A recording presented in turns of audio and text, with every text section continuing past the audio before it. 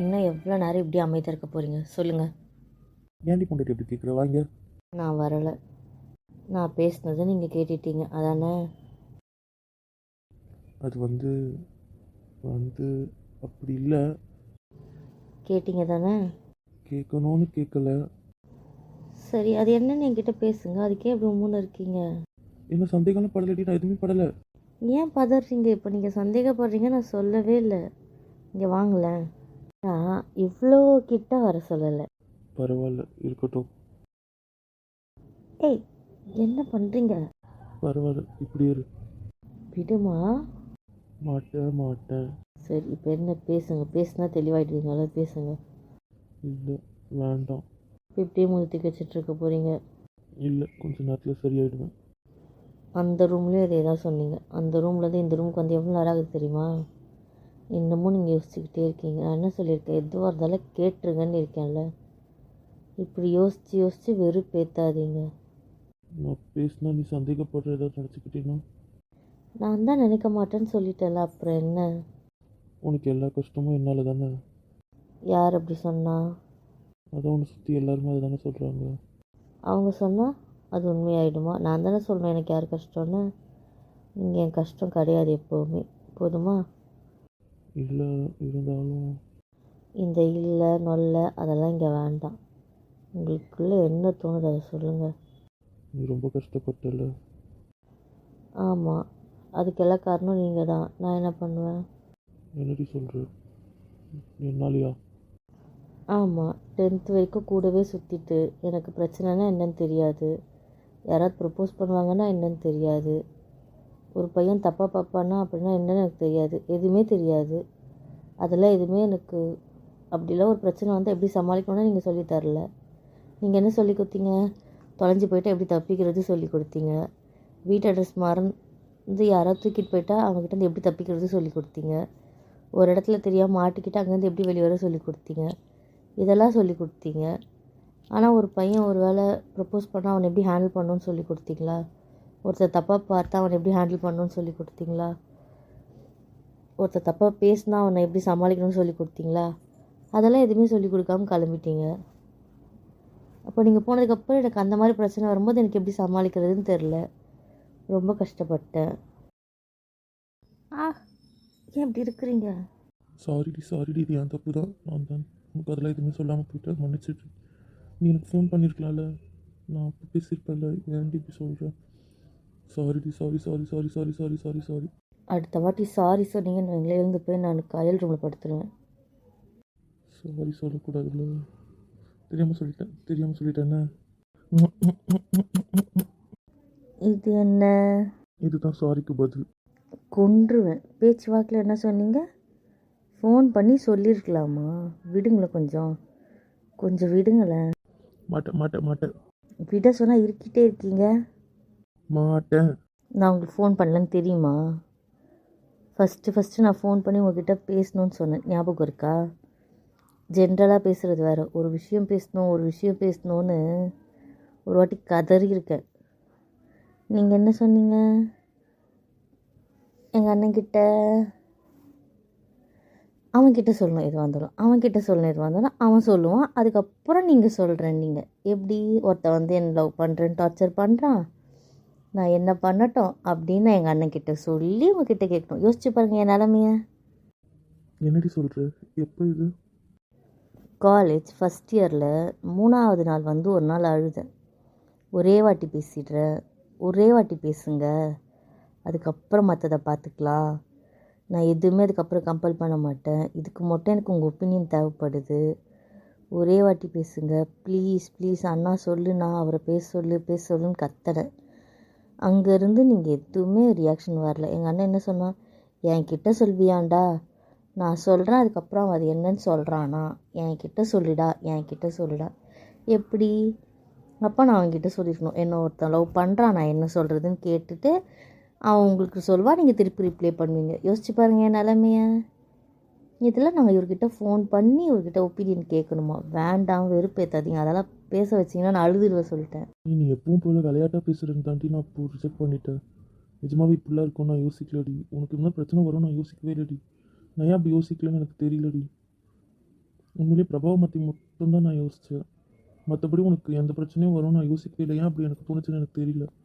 அதனால தான் உனக்கு நான் எதுவுமே சொல்லவும் இல்லை.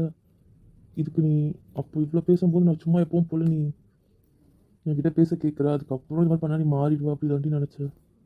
ஆனால் அன்றைக்கி ஒன்று தெரிஞ்சுக்கிட்டேன், ஒரு பொண்ணு என்றைக்குமே யாரையும் டிபெண்ட் பண்ணியிருக்கக்கூடாதுன்ட்டு. டிபெண்ட் பண்ணியிருந்தா இதான் நிலமை நான் அன்றைக்கி தெரிஞ்சு. ஏய் ஏன்டி அப்படி சொல்கிற? அப்படிலாம் சொல்லாதடி. ஏய் ஏன்டி அழுற?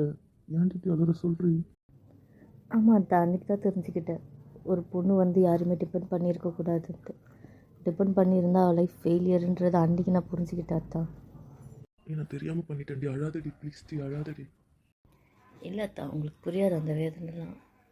அப்போ நீங்களும் பேசாமல் என்னால் சமாளிக்க முடியாமல் நான் என்ன பண்ணணும்னு தெரியாமல் மறுநாள் காலேஜ் போகலாமா வேணாமான்னு தெரியாமல் அன்றைக்கி நைட்டு ஃபுல்லாக அழுதல்ல. அப்போது ஒரு முடிவு எடுக்க தெரியாமல் நான் ஏன் இவ்வளோ கேனையாக இருந்திருக்கேன்னு அன்றைக்கி நினச்சி அழுதத்தான். அது எனக்கு சின்ன பிள்ளைத்தனமாக தோணலை. நம்ம இவ்வளோ அப்பாவியாக எதுவுமே தெரியாமல் இவ்வளோ மக்கா இருந்திருக்கோமேன்னு அழுதுருக்கேன். மக்கா இருந்ததுனால தானே இதை சமாளிக்க தெரியலன்னு அழுதேன். யாரையோ 2 பேரை நம்பி இருந்ததுனால தானே எனக்கு இப்படி இருந்தான்னு அழுதுருக்கேன். இப்போ எனக்கு பிரச்சனைன்னு வரும்போது சால்வ் பண்ண தெரியாமல் லாவண்யாவை தவிர்த்து எனக்கு ஃப்ரெண்ட்ஸுன்னு யாருமே இல்லாமல் இருந்ததுனாலும் இது எல்லாமே நான் வேறு 2 பேரை டிபெண்ட் பண்ணியிருந்ததுனால தானே, வேறு 2 பேர் வேணும்னு லைஃப்பில் யோசிச்சதுனால தானே இது எந்த உறவுமே இல்லாமல் இருந்திருக்கேன்னு எனக்கு அன்றைக்கி ஃபீல் ஆச்சு. அது எனக்கு ரொம்ப கஷ்டமாக இருந்துச்சு.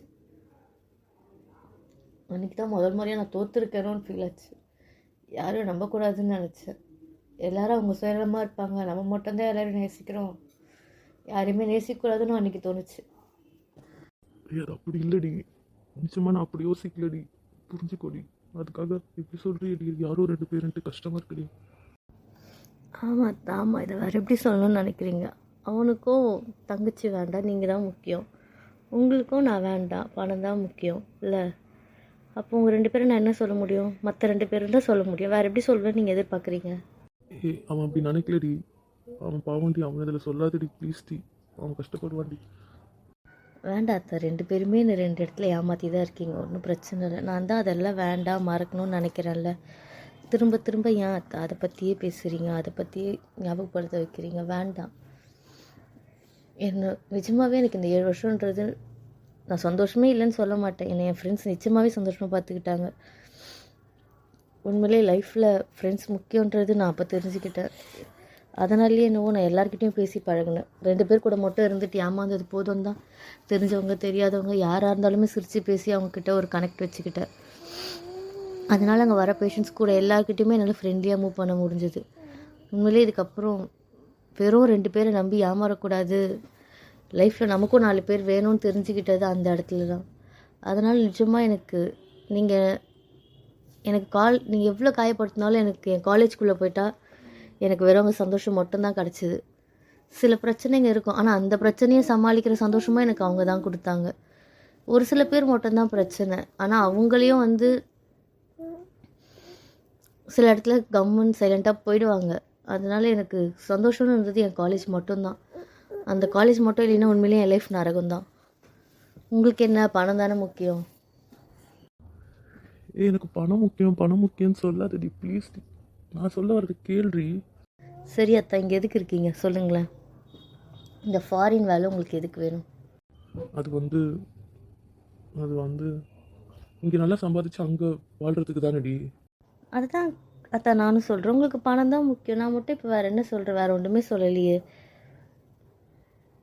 அது அப்படி இல்லடி, உன்னை நல்லா பார்த்துக்கணும்னு தானடி நான் இங்கே சம்பாதிக்கிறேன். அது ஏன்டி நீ புரிஞ்சிக்கவே மாட்டேன்? நான் உங்களை கார் கேட்டேனா அத்தா? பங்களா கேட்டேனா? நான் இதில் ஏதாவது வேணும்னு கேட்டேனா? இல்லை நீங்கள் 10,000 ரூபாய் கொடுத்தா எனக்கு அதில் சமாளிக்க தெரியாதா? சொல்லுங்கள். அப்படி இல்லடி, நீ சமாளிப்பானா? எனக்கு உன்னை நல்லா பார்த்துக்கணும் தானடி நாங்கள் வந்த வேறையா. சொல்கிறத கேள்றி. சும்மா இதே சொல்லாதீங்க அத்தை, கடுப்பு ஏற்றாதீங்க. உங்களுக்கு எங்கள் மாமா முன்னாடி கௌரவமாக நிற்கணும், அதானே? அவங்க பையன் பெட்டரா நீங்கள் பெட்டரான்னு வந்துடக்கூடாதுட்டு நீங்கள் பெட்டர் ஆப்ஷனாக நிற்கணும்னு பண்ணுறீங்க.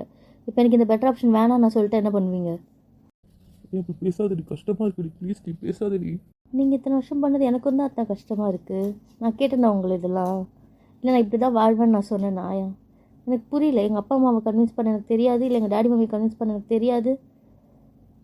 சும்மா இதே ஒரு சாக்காக சொல்லாதீங்க அத்தா, எனக்கு புரியல. உங்கள் ஈகோனால தான் அத்தை இவ்வளோ நடந்தது, அதான் உண்மை. சும்மா இல்லைன்னு மட்டும் சொல்லாதீங்க என்ன. ஈகோவும் ஒரு காரணம் தான். ஏன்னா உன்னை நல்லா பார்த்துக்கணும். ஆனால் நான் நாசமாக போய் இருக்கேன். நல்லா பார்த்துக்கணுன்றீங்க. வெறுப்பேற்றாதீங்க, தயவு செஞ்சு பேசாதீங்க, என்னை விடுங்கண்ணா. மாட்டேன் மாட்டேன், பரவாயில்ல. நீ எவ்வளோ வேணால் திட்டு கற்று என்ன வேணால் பண்ணணும். இங்கே எதுவும் நகராத ப்ளீஸ் ப்ளீஸ் ப்ளீஸ். இது நம்ம லைஃப் நம்ம ஃப்யூச்சருக்காக தாட்டி வந்தேன். ஆனால் நீ இவ்வளோ ஒரு பொண்ணுக்கு என்னென்ன ப்ராப்ளம் இருக்கும் நான் யோசிக்கவே இல்லடி. இந்த குழந்தையாக பார்த்துட்டு அப்படியே விட்டு வந்தேன். நிஜமாக நீ என்னென்ன தனியாக விட்டால் என்னென்ன ப்ராப்ளம் ஃபேஸ் பண்ணுவேன்னு நான் யோசிக்கவே இல்லடி. நான் தப்பு தான், நான் பண்ணி முட்டாள்தரம் தான், என்னை மன்னிச்சிட்ரு. நான் பேச மாட்டேன்னு சொன்னது எல்லாமே தப்பு தான், எல்லாமே தப்பு தான். நான் ஒத்துக்கிறேன் ப்ளீஸ். நான் வெறுத்துறாதடி ப்ளீஸ் டி. எத்தனை நாள் ஃபோனில் கேட்டிருப்பேன், எவ்வளோ அழுதுருப்பேன், எவ்வளோ கெஞ்சிருப்பேன். ஒரு நாள் மனசு இறங்குனீங்களா சொல்லுங்கள்? ஒரு நாள் கூட என் கூட பேசணும்னு உங்களுக்கு தோணவே இல்லைல்ல? சரி, நம்மக்கிட்ட அப்படி என்ன பேசணும்னு நினைக்கிறேன், உங்களுக்கு ஒரு நாள் கூட தோணவே இல்லைல்ல? உங்களுக்கு பேசணும்னு தோணலைல்ல, அப்புறம் என்ன அர்த்தம்? உங்கள் கோவம், உங்கள் ஸ்ட்ரெஸ்ஸு, உங்கள் ஈகோ, உங்களுக்கு இது 3 தானே முக்கியம். நான் முக்கியம் இல்லை தானே? அதானே உண்மை. இல்லைன்னா ஒரு நாள் கன்சிடர் பண்ணிக்க மாட்டீங்க?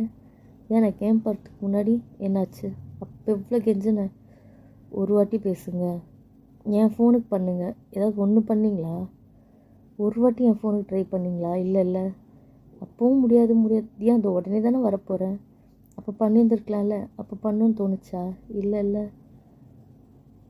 அப்பயும் முடியாதுன்னு மூஞ்சில் அடித்த மாதிரி தானே சொன்னீங்க. எந்த இடத்துலையும் ஒரு வாட்டி எனக்காக யோசிக்கணும்னு தோணலைல்ல? நான் வேணும்னு தோணலைல்ல? நான் வேணான்றது தானே இவ்வளவும் பண்ணீங்க. அப்புறம் எப்படி எனக்கு தோணும் நீங்கள் எனக்கு வேணும்னு நினைக்கிறீங்கன்ட்டு சொல்லுங்கள்.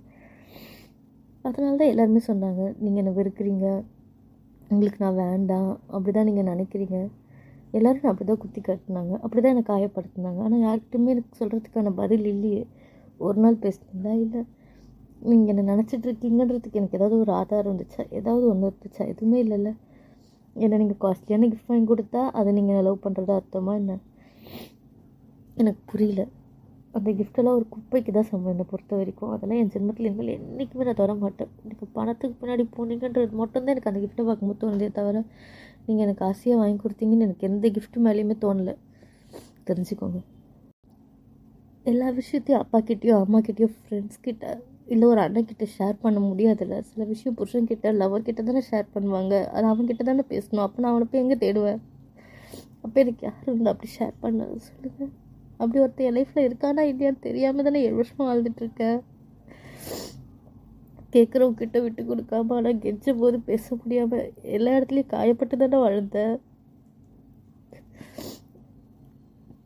உண்மையிலே என் ஃப்ரெண்ட்ஸ் இங்கே என்னை அனுப்பி வைக்கிறதுக்கு எவ்வளோ பயந்தாங்க தெரியுமா? நான் காயப்பட்டு வந்துடுவனோ, நான் என்ன ஆகணும்னு அவங்களுக்குள்ளே இந்த பயம் எப்படி இருந்துச்சு தெரியுமா? அவங்களாம் எனக்கு காலில் விழாத கரையோ போக வேண்டாம் தான் கெஞ்சிட்டாங்க தெரியுமா? ஏன்னா அவங்களுக்கு உங்க மேலே நம்பிக்கை இல்லை. எப்படி வரும் யோசிச்சு பாருங்கள். நான் முட்டாளாக இருக்கேன்னு தான் எல்லோரும் என்னை திட்டினாங்க.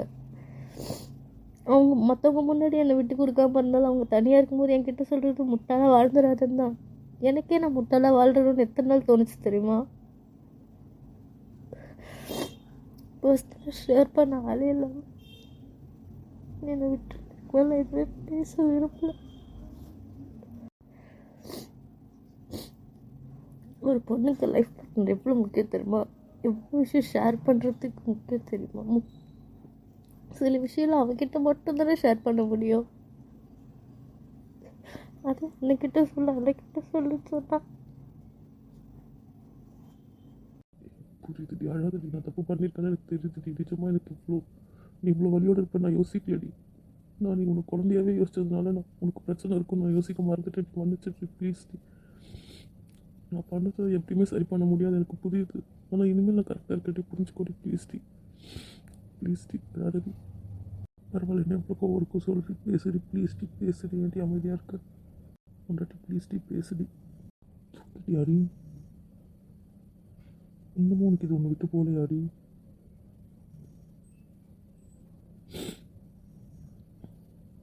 பரவாயில்ல, தூங்கியா மடியிலே தூங்கு. என்ன உங்கள் ரொமான்ஸ் இன்னும் முடியலையா? விடிஞ்சு எவ்வளோ நேரம் ஆகுது? வா கையில். டே அழறியா? என்னடா பிரச்சனை? அதெல்லாம் ஒன்றும் இல்லை, நான் அழலையே. நேற்று கதையை பேச மாட்டேன்னு தானே சொன்னேன், அப்போ அதை பேசி சண்டை போட்டிருக்கீங்க அதானே? அதை பற்றி பேசணும், ஆனால் சண்டைலாம் போடலடா. எந்த கதை? அது நாங்கள் அப்போவே ரூமுக்கு வாசலுக்கு வந்துட்டோம், நீங்கள் பேசின எல்லாத்தையும் கேட்டுட்டு இருந்தோம். சும்மா என்ன பேசுகிறீங்கன்னு தெரிஞ்சுக்கலான்னு தான் கேட்டோம். உங்கள் 2 பேருக்கும் அறிவு இருக்கான்னு கேட்குறேன். ஏதோ பொம்பளை பசங்க என்ன வேணால் பேசுவோம், நாங்கள் உங்ககிட்ட சொல்ல முடியாததை நாங்கள் ஷேர் பண்ண முடியாது, சும்மா எங்களுக்குள்ளேயே நாங்கள் பேசி சும்மா அந்த கோதை திட்டி கூட தீர்த்துப்போம். அதெல்லாம் வெளியே நின்று கேட்குறது என்ன பழக்கம்? எனக்கு புரியல, இதெல்லாம் என்ன பழக்கம்னு கேட்குறேன். இல்லை, ஒரு ஃபன்னாக தான் கேட்டோம், ஆனால் அது இவ்வளோ பெரிய பிரச்சனையாகும்னு. சரி, முதல்ல வெளியே வாங்க, அவள் தூங்குறா, அவள் எழுந்துக்கு போகிறா, வெளியே வாங்க. இல்லை, அவள் எழுந்துக்க மாட்டாள். என்னடா சொல்கிற? அப்படியா தூங்கியிருக்காவ?